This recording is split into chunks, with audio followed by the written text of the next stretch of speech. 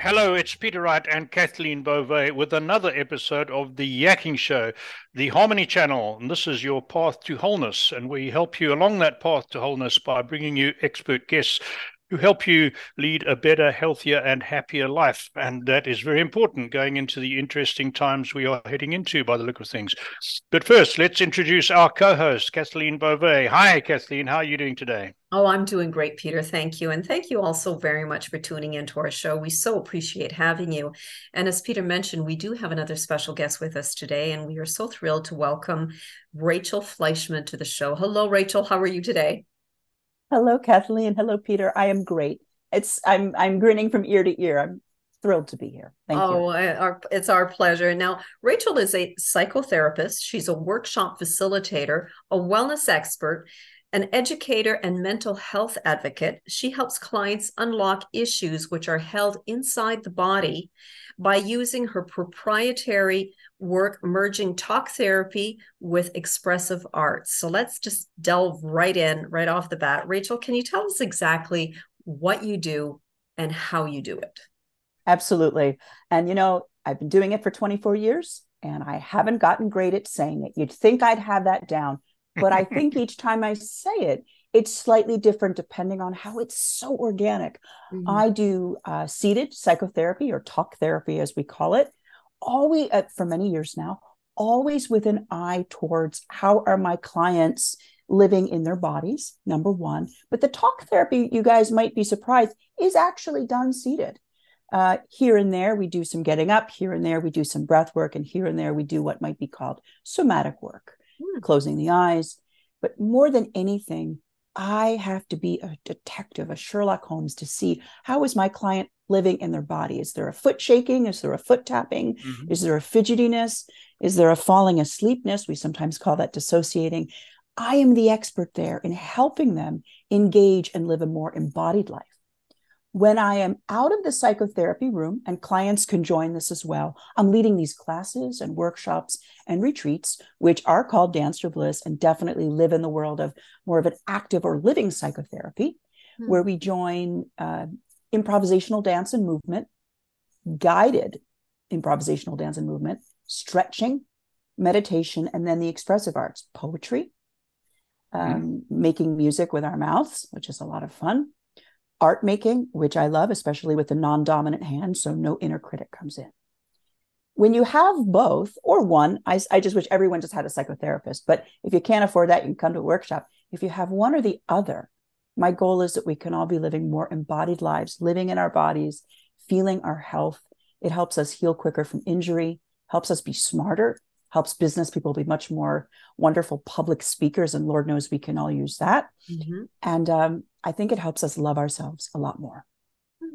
Fascinating. Interesting. So I'm going to go down a little rabbit hole before I ask you what I intended asking you, because you used the expression non-dominant hand, right? Yeah. So I'm getting on in years, as you can see, and as the audience can hear. So a couple of years ago, I was worried about cognitive decline through aging, right? And I read that if one uses one's non-dominant hand for certain tasks, it can delay onset of dementia, etc. So I started writing every morning 4 or 5 lines with my left hand. I'm right-handed. And I've now got to the stage where if my wife comes in while I'm writing, she says, oh, your writing with your left hand is much more legible than your writing with your right hand. Really honestly, funny. It's not as neat. The letters are not always as well formed, but it's more easily readable, more legible than my right hand. So I sorry, that's a long background, but tell us more about this non-dominant hand while we're on that subject. Sure. One thing that's really cool is I'm a lefty. I have a southpaw. What else have we called them? And I have always been obsessed with how that makes me feel a little bit special. Mm-hmm. It's hardly special anymore, but as a child, we still had elder neighbors lovingly tapping my hand and asking me to use the other hand, right? Oh, yes. So, which even in a lot of languages, the word left is words that are very negative are used for the word sinister, right? Sinistre, sinister, yeah. Links, I forget what that means in German. But anyway, when we write with our non-dominant hand, science knows that we are less involved in the prefrontal cortex. And yet you know some things I don't know, Peter, because when you're writing with your non-dominant, which is your left, it's actually rewiring some patterning in your brain. I think it's really fun that your wife says to you that handwriting has actually gotten better than your dominant, which I find fabulous. There are some experts, names I'm forgetting, and I can share with you for show notes, who have shown that creativity can deepen tremendously when we do writing with our non-dominant. I use it for drawing and expressing through what I call hand dancing, or dancing with a hand, which I find just takes us out of our inner critic instantly. I also believe that everything I do can help with cognitive decline and dementia. I'd love to say everything I do helps with that. Some of that, unfortunately, some of it is predetermined. Sure. Of course, a lot is not.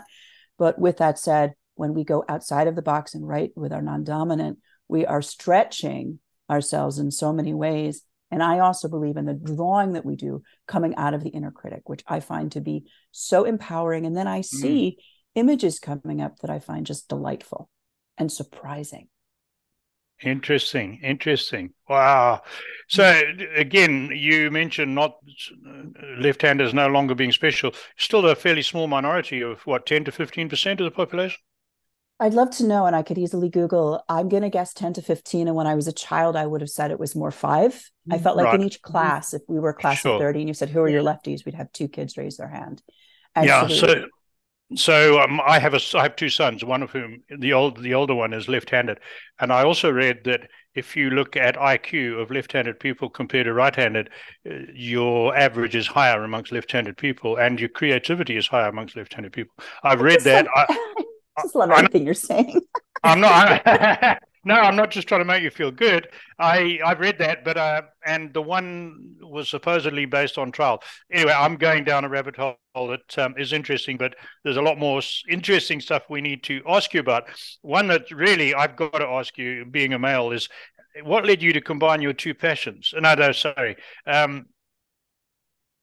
I've gone off track yet again. Explain how you connect dance and getting over fear and anger. How does that work? Oh, I love that question. And first I will say, getting over, good luck. I still am a human who experiences fear and anger on the regular. With that said, when we move our bodies, we're enjoying ourselves. Let me add that. When we move our bodies and we're enjoying ourselves, we lose some of that inner policeman. We lose some of that inner judgment, some of that prefrontal cortex, and we just come into the now. So we're already in the present, which is delightful, because often fear and anger, often, not always, is regret of the past, or worry about the past and worry about the future, or grievances we have about the past and worry we have about the future. When we move our bodies, we are in the now. You've both moved your bodies, I'm sure. Yoga, dance, cricket. I don't know the countries you're from. I'm making a total Yeah, absolutely. Cricket. Okay, yeah. Great. My husband is a player, so I always have to give shout out to cricket. When we move our bodies and we're in our present, nothing else exists, right? Kathleen, you know, I can tell by your gracefulness, you move your body. When we move, we are in our present, which is phenomenal. And if we do it enough, we form a ritual. And as a wonderful choreographer, Twyla Tharp says, how does she put it? Ritual is habit made holy, which I just love that. So it's a habit to put on your cricket helmet and your knee pads. And it's a habit, Kathleen, if you and I get out the tennis rackets, or if we put out our yoga mat, or if we go boogie and dance. But we also have ritual involved in it. All of that surpasses the place where we go around anger and fear. Our breath changes. Hopefully, right? We're breathing from a deeper place. Diaphragmatic breathing is happening, which is always a win. And we are working through emotions. For me, with dance, I would also say probably with Qigong and Tai Chi, there's so much activity happening that balances me energetically. And I see it in my students, that I start a dance fretting about a conversation I've had with a friend weeks ago, or how I'm sure my best years are behind me. You name it, whatever the thoughts are. And I finish the dance journaling about something really exciting I've discovered, or how I really want to start crafting again, or how I know I want to go volunteer, or how I don't want to. So there's a clarity that comes in that surpasses and bypasses anger and fear. There's the deep breathing. And God darn it, there's joy, which always takes us there every time. Yeah. So the act of dance just takes your attention then away from what is troubling you, so what's worrying you or what's angering you. So that is the premise, is that by just moving your body takes your focus away, takes your mind off of. Yes. But it's deeper than that too. It's less sticky, but my gosh, I never want people to think that I'm just tossing it under the rug or cha-chaing it away. In a sense, we still get to move it. You do feel it, you do have to feel it to kind of move out of it. But the feeling changes. Often the anger changes. Often I'll see in a dance where someone came in and warned me that they're in a terrible mood, or I just know they're in, and I'll see tears, you guys. I'll see tears prickling at the eyes or down the cheeks. The anger has moved. The anxiety has moved. So there's a movement happening and there's a release happening. And I also think, like I said, it's less sticky. So it's still there, kind of, right? Burbling about, but it isn't taking over now. It's in the back seat. Does this also work for grieving people? This is such a wonderful question. In the last podcast, I had this wonderful question from the podcaster about that. And I gave the long-winded answer, and I want to do better today and give short-winded, which is yes and yes, but. Mm-hmm. The but is, where are we in the grief? Mm-hmm. With really fresh grief, friends, maybe see a doctor, maybe talk with your minister, maybe sometimes have medicine at the ready. With really fresh grief, right? It's a lot. Sometimes just keeping busy is what the person needs to do. Mm-hmm. So depending on where we are in the grief, and I've experienced this because I always say I danced the dance of my father's death again and again and again. And I also danced the birth of my friend's children with joy and so on. So yes, it can work for grief. I always just say it's yes and or yes, but make sure you're getting the other support you need. I take grief so seriously, of course. But Kathleen, it does help. And it helps a great deal. Yeah. Right. So what led you, Rachel, to combine your two passions, the study of movement and psychotherapy? I think I would say trauma and cynicism.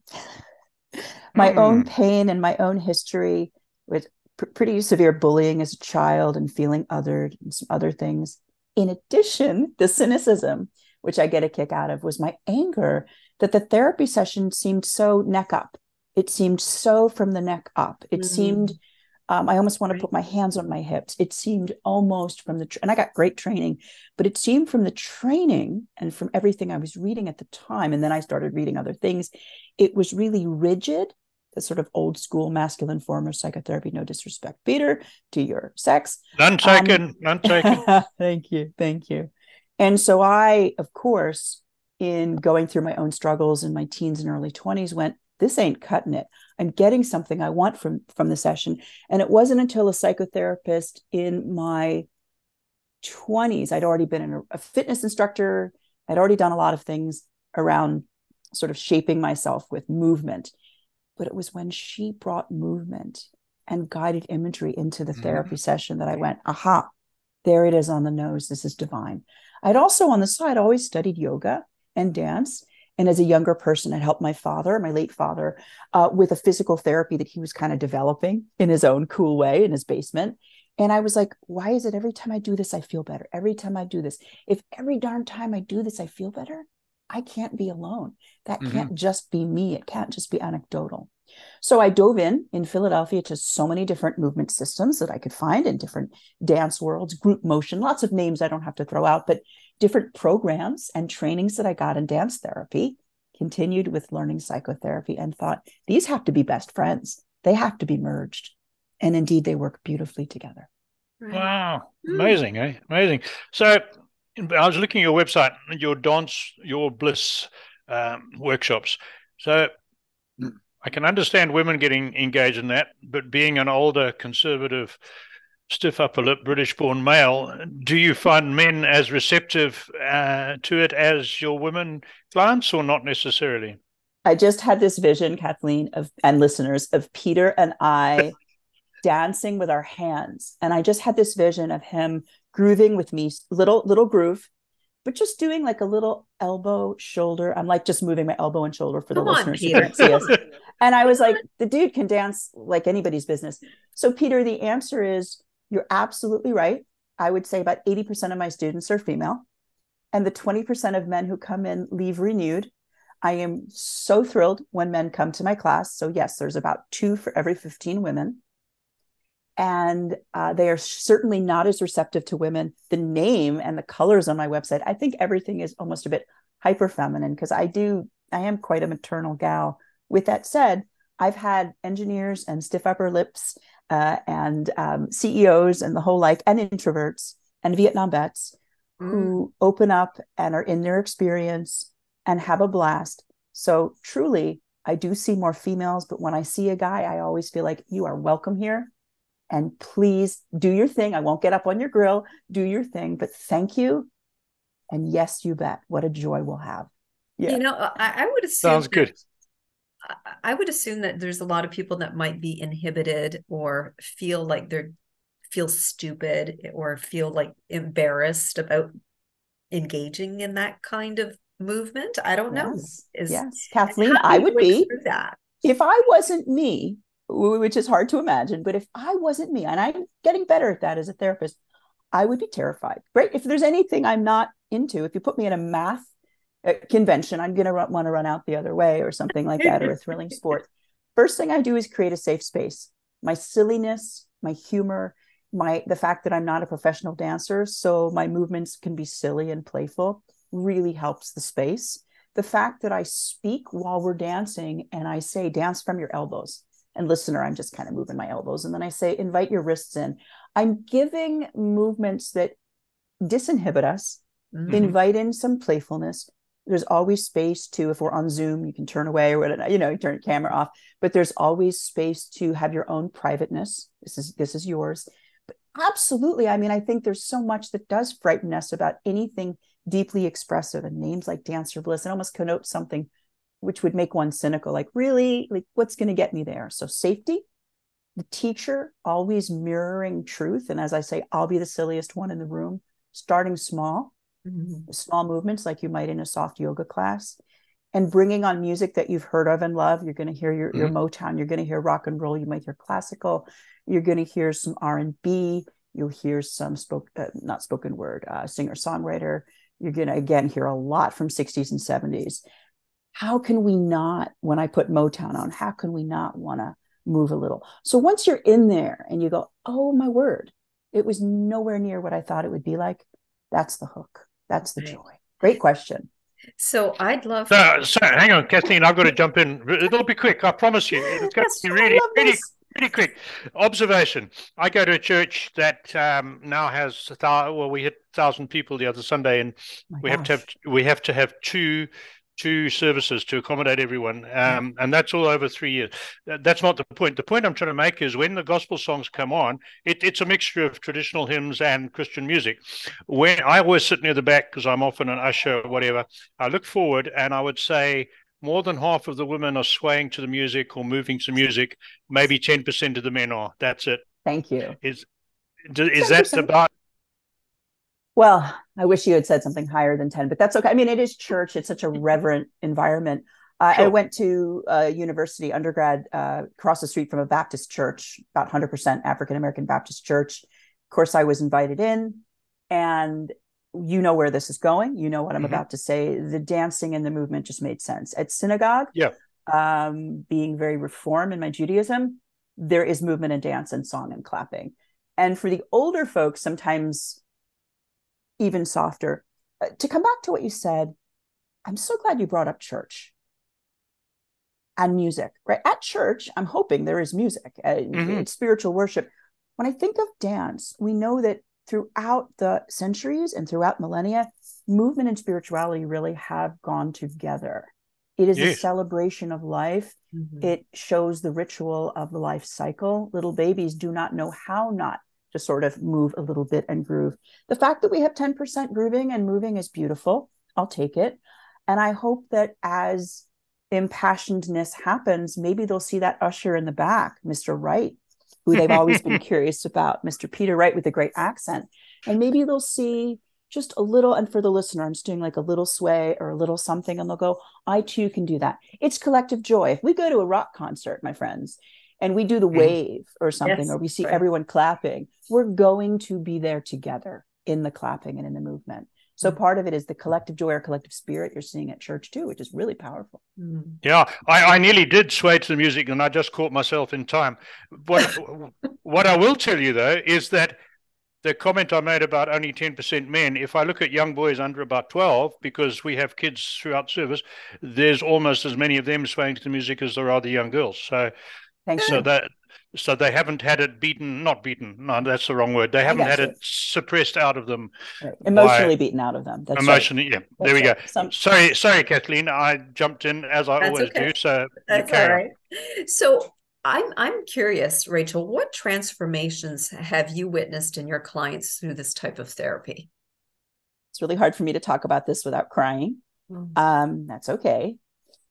I have seen on the therapy sofa over the years, clients, more women than men, I will say, allowing us to what I call go beyond content. Content is, I hate my boyfriend or I hate my boss, or I'm so frustrated I'm doing my hand motion. Content's real. And I say, give me a minute. Let's come together. Let's just hang out first, especially now on Zoom. I'm in person a few days a week, but still most people see me on Zoom. And I look you in the eyes and we hang out together and there's a contact happening. And then, of course, if I want to do a little bit of movement with them, I'll do very safe, small amount of movement, also internal movement around breath and physical connection. I immediately see dropping into presence, dropping into the now. I immediately see softening of the eyes and some tears, not a breakdown where like, oh my God, how am I going to leave this psychotherapy session? This old lady's got me broken down, and how will I get to work? Just enough that we come into contact with self and with what's here. I also have seen people, of course, heal from trauma, sexual abuse, a lot of emotional abuse over the course of time. In my dance therapy program, where we're in a room together, perhaps, or a one-on-one dance therapy session, where do I begin? I've seen a lot happen. I'd like it to be more longitudinal. I don't think it's a really good thing for me to say, oh boy, folks, I see this great, outpour of emotion, and then I say goodbye and I only see them once. I'm very grateful when I get students to come back again and again, and I see the trajectory of their health. But as an example, I've worked with young men who've come in and taken me aside and said, I don't share this with a lot of people, but I have autism and I'm really struggling a lot to make friends here at this place where you're teaching. And after a month, they come and say, Rachel, I have my first girlfriend. Your class has really helped me. Because there they can be in, of course, their own beat and so on. Right. I think your question is great, but in no way, listener, do I ever pretend that this is for everyone. Wouldn't that be naive? This is not for everyone. And that's great. Let there be something for everyone. What is for everyone, though, Kathleen and Peter, is, I'm nervous before a public speaking experience. Okay, I met that goofy gal, Rachel. I'm in the bathroom by myself, and, I've put my hand on my heart and I've made contact with myself, and I can feel my heartbeat, and I'm slowing down and I'm softening my shoulders and I'm softening my face, and I'm coming back to presence. And now I'm lifting my chest out a bit and feeling empowered. Maybe even I'm squeezing everything. And listener, I'm like squeezing my fists, like I'm just tight until I actually shake, like I've eaten a lemon, my face is squeezed. And then I release, right? Maybe a person says, you know what, Rachel, that dancing is a lot for me, but some of those movement forms you've shown me, the shapes and so on, I like to do them before work. I'm much clearer at my meetings. I'm much less stressed when I talk to my mom, etc. Wow. Very good. So here, I'm going to make an observation, and I'm more than happy if you tell me I'm totally wrong, but I'm going to make it anyway, because that's what I do. And my observation from my perspective of my age of 73, I must qualify that by saying I grew up in a different environment to what we experience in North America and Europe, completely different in so many ways, and perhaps elitist in some ways. However, my observation is that many more people are suffering from anger, fear, and depression now, seriously, than I observed when I was growing up 40, 50 years ago. Am I on the right track? And if so, why? I hate that you're right. First of all, you're correct. I hate that you're right, meaning I'm really Sure. sad. I'm really sad. Peter, I think it would be naive for me to say, 100% and everything was great when you were a boy. I think that I know in my generation as a Gen Xer, and you're a baby boomer, I believe. Yeah.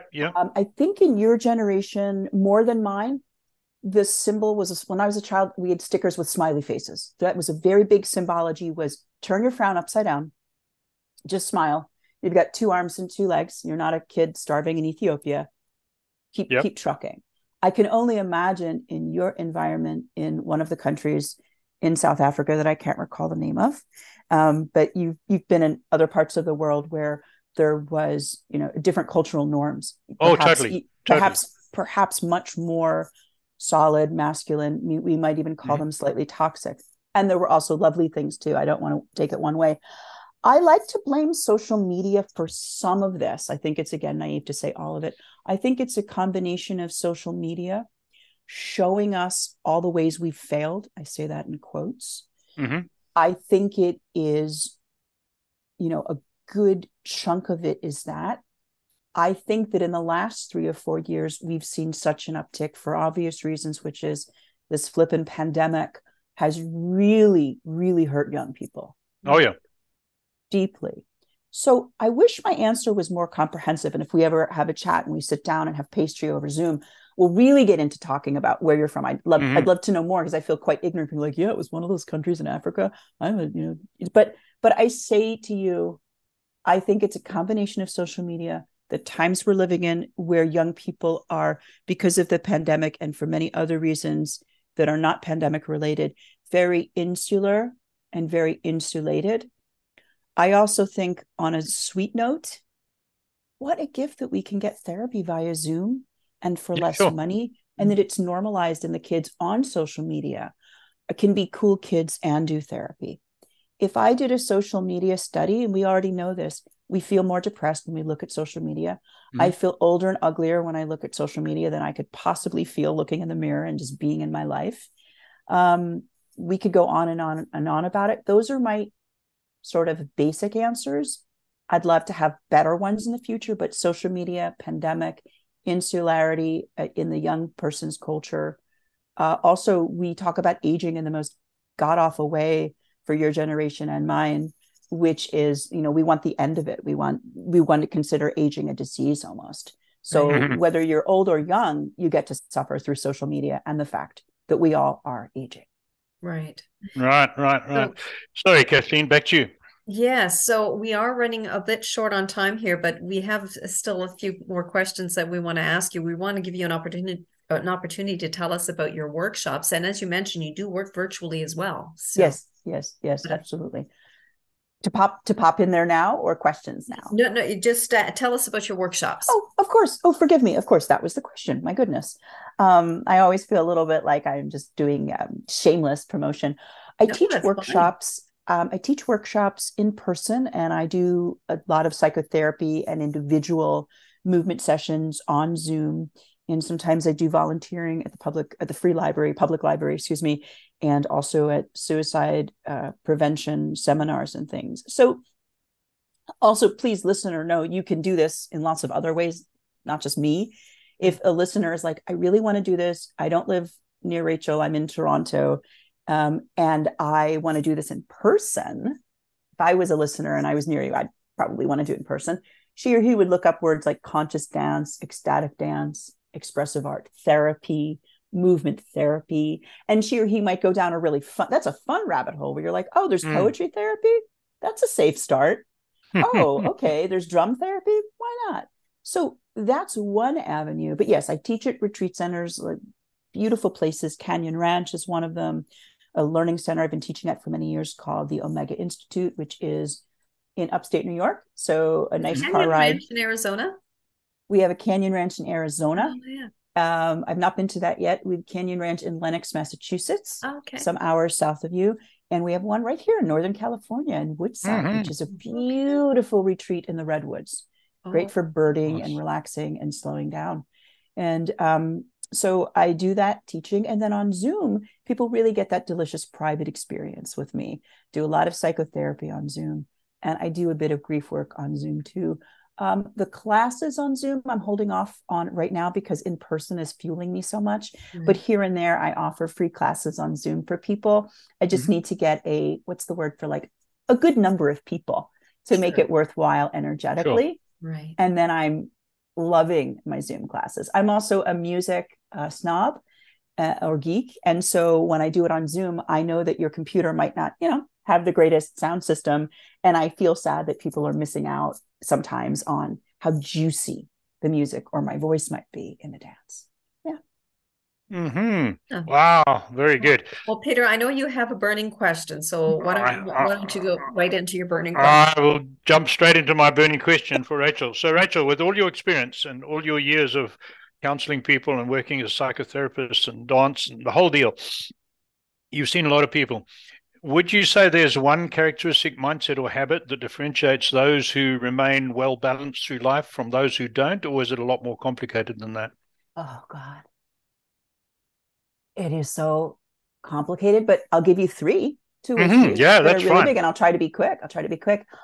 One of them, my dear friends, is I do think we come out of the womb formed in some ways, meaning our disposition has, we don't all get dealt the same deck of cards. I know that because we all have relatives who suffer mental illness. I know that because, and I also think we know if somebody, God forbid, loses a limb, a few years later, they're back at the baseline of how happy they were before. And if somebody wins the lottery, they can be just as depressed as before, depending on who they are. So some of it is sort of how we view the world.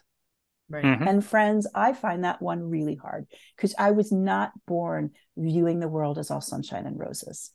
I was really a down kid, tremendously introverted, scared, and sometimes anxious and depressed. So another big part of it is intention. Another big part of balanced life is, okay, today isn't easy. I'm putting my shoes on, or I'm making it easy by sleeping with my clothes on for my walk. Or I'm having that dear friend text me and say, come on, kiddo, you can do it. So it's intention. A lot of it is sort of how we're made. But the one factor I really want to say more than anything right now is two factors is presence and compassion. Okay. We've got to shut everything down. Not this, though. This is different than like when I'm just zoned out. Like I'm with humans now.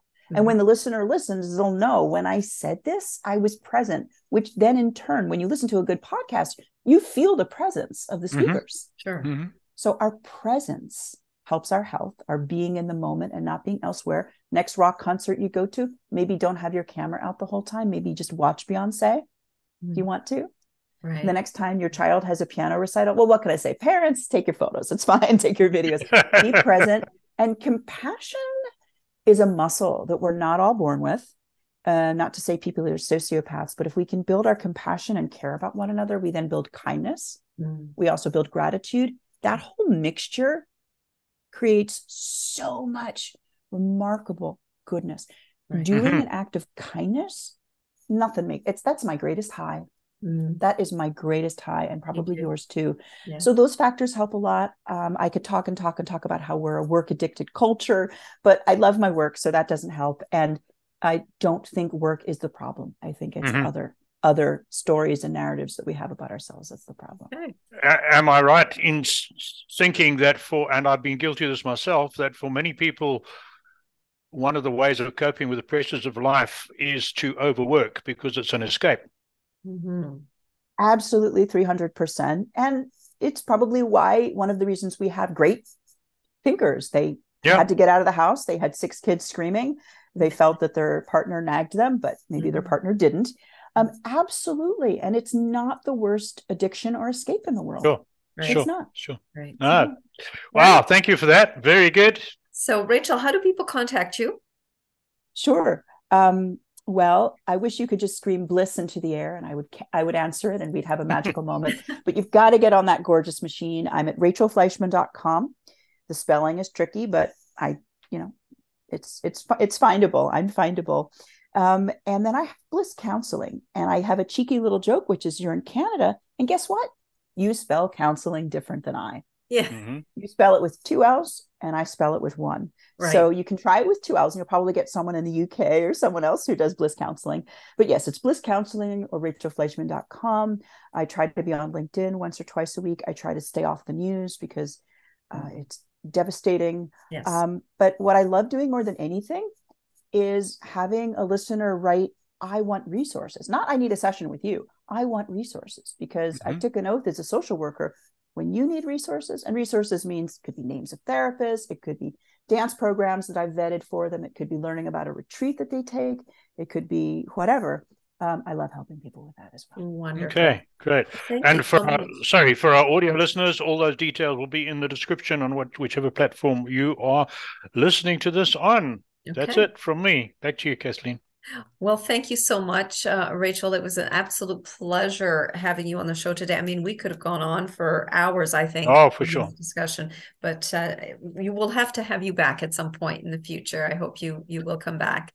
And if anyone out there is interested in being a guest on our show, we invite you to join us or to visit us rather at theyakkingshow.com. All you need to do is click on the contacts tab where you will find a short application form, and we'd love to hear from you. But first, Peter, would you like to talk about the newsletter?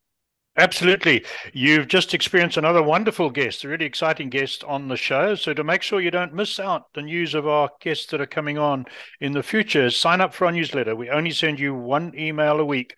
And we'll tell you who's on this week and who's coming next week, a couple of health tips, maybe a business tip, and you'll be in the picture. So hop onto the website, as Kathleen said, theyakkingshow.com. You'll find forms in many places and join our community. That's it from me. Goodbye, everybody. Until next time, take care, everyone. Bye-bye.